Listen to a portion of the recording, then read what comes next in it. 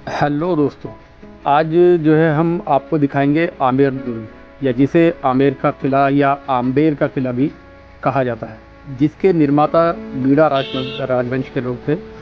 और ये 1447 से 1492 ईस्वी के बीच में बनकर तैयार हुआ। दोस्तों, इस किले में आपको जो है देखने के लिए बहुत सारी पुरानी चीज़ें अभी भी हैं। और बताता चलूँ कि आमेर दुर्ग जो है भारत के राजस्थान राज्य की राजधानी जयपुर के आमेर क्षेत्र में एक ऊंची पहाड़ी पर स्थित एक किला है। और ये जयपुर के बिल्कुल पास है। और आमेर बसने से पहले इस जगह नीना जनजाति के लोग रहते थे, जिसे कछवाहा राजपूतों ने अपने अधीन बाद में कर लिया था, जिस पर कालांतर में कछवाहा राजपूत मानसिंह प्रथम ने इस दुर्ग का निर्माण करवाया। और ये दुर्ग व महल अपने जो है शैली के लिए, अपनी कलात्मकता के लिए बहुत मशहूर है। और दुर्ग की इसकी जो प्राचीन जो दीवारें हैं वो, और जो दरवाजे हैं, और पत्थर के रास्तों से भरा ये दुर्ग जो है, ये पहाड़, ये जो किला है, पहाड़ के ठीक नीचे जो ये आप साइड में आप देख रहा होगा, तो इधर आपको साइड में मराठा सरोवर भी आपको यहाँ देखने के लिए मिलेगा।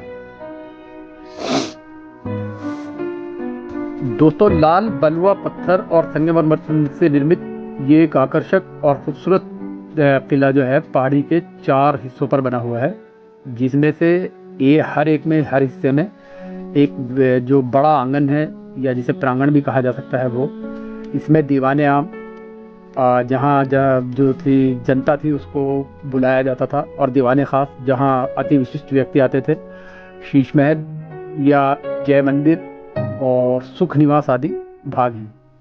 सुख निवास में जल धाराओं से बना हुआ एक, जो जैसे आजकल एसी काम करता है, इस तरह का एक शीतल वातावरण गर्मी में यहाँ बनाया जाता था। और ये महल कछवाहा राजपूत महाराजाओं और उनके परिवारों का भी निवास हुआ करता था।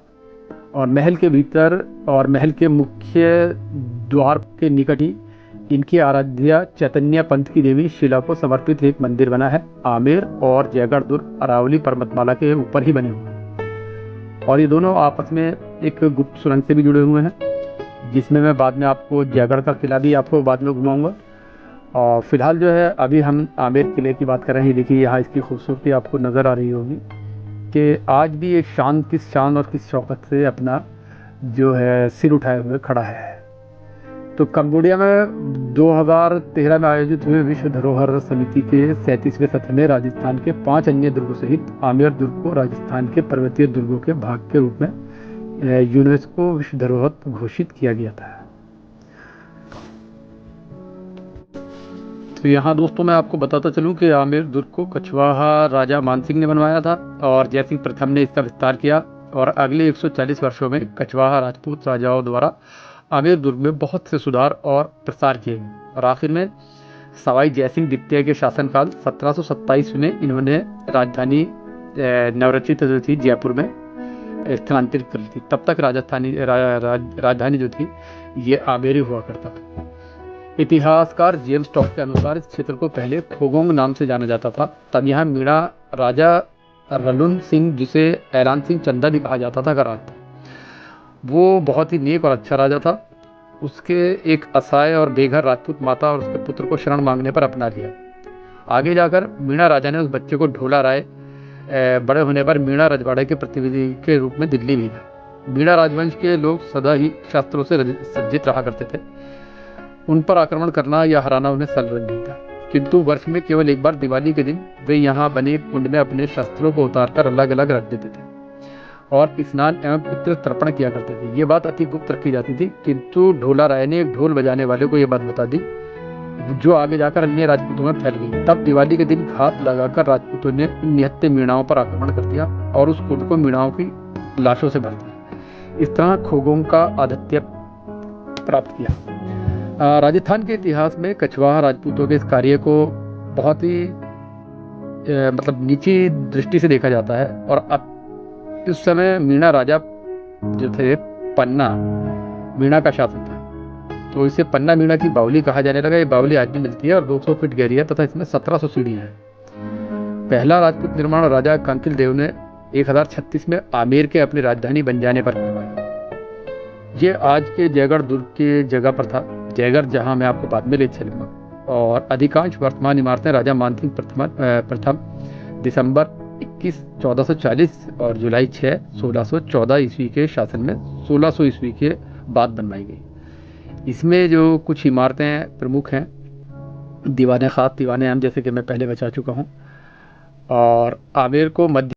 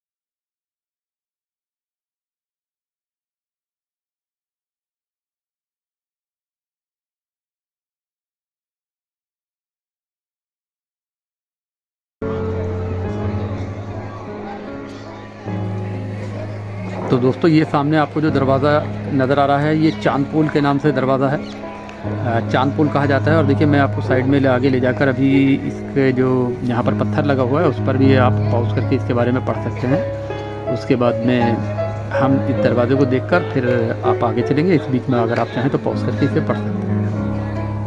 यहीं बराबर में ही आपको टिकट खिड़की भी मिल जाएगी अंदर जाने के लिए, टिकट लेने के लिए, जिसमें भारतीय जो पर्यटक हैं उनके लिए 100 रुपये और विदेशी पर्यटकों के लिए 300 रुपये टिकट है। और अगर आप वीडियो कैमरा ले जाना चाहेंगे तो उसके लिए अलग से आपको टिकट लेना करना पड़ेगा। यहाँ इस स्थल तक आप फ्री आ सकते हैं। उसके बाद में आप यहाँ अगर चाहें तो यहाँ के प्रशासन से, यहाँ के मतलब जो है कमेटी से संपर्क करके यहाँ पर आप अपनी पार्टी वगैरह भी रख सकते हैं। उसके लिए भी आपको स्पेस जो है अवेलेबल है। दोस्तों ये जो सामने आपको नज़र आ रहा होगा ये उस समय का बाज़ार हुआ करता था जो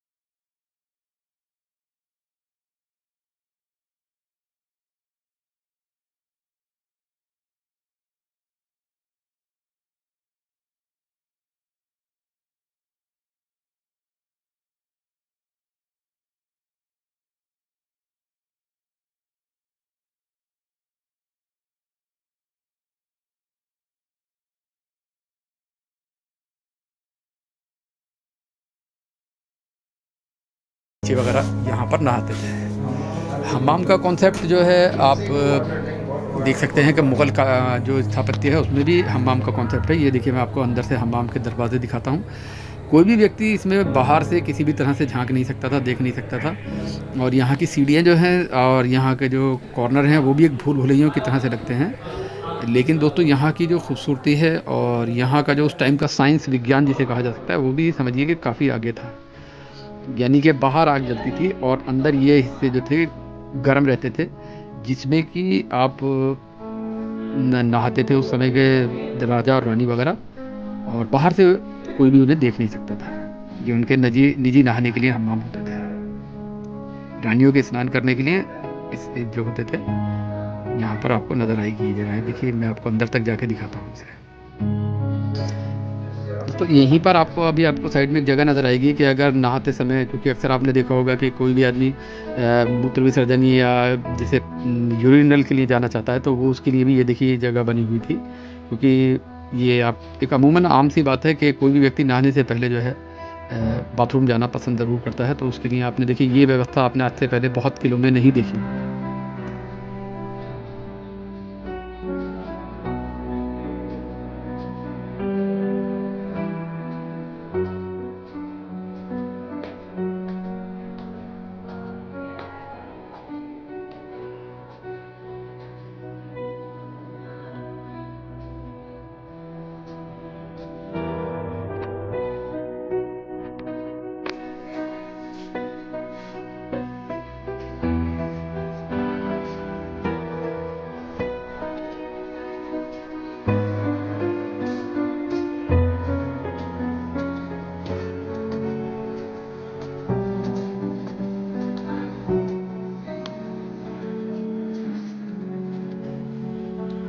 तो यहाँ पर इस प्राचीर पर आने के बाद में आप देखिएगा कि यहाँ पर से आपको गर्मियों की दोपहर में भी इतनी अच्छी हवा यहाँ पर लगती है कि एक एसी का एहसास होता है। और ये सामने जो मैंने आपको बताया था मराठा सरोवर आपको नज़र आ रहा होगा। तो दोस्तों ये वीडियो ज़्यादा लंबी होने के कारण मैं इसको 2 पार्ट में आमेर का किला आपको घुमाऊँगा।